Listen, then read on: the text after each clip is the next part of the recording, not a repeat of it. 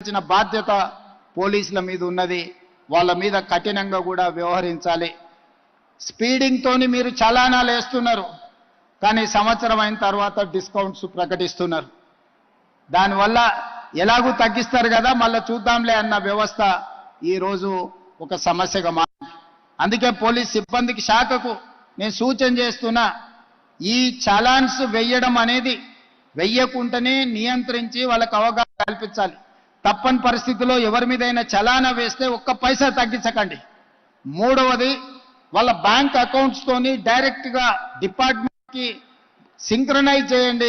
ఎప్పుడు చలానా పడితే ఆటోమేటిక్ గా వాళ్ళ అకౌంట్ లోకి వెళ్ళి డిడక్ట్ అయ్యి పోయే విధంగా ఈ రోజు బండి రిజిస్ట్రేషన్ కు వచ్చినప్పుడే ఆ బండి యజమాని యొక్క ఖాతాను మీరు తీసుకోండి. బ్యాంక్ అకౌంట్ను అటాచ్ చేయండి. ఏ బండి అయితే స్పీడింగ్ చేస్తుందో, ఏ బండి అయితే సిగ్నల్ జంప్ చేస్తుందో, ఏ బండికి అయితే చలానా పడుతుందో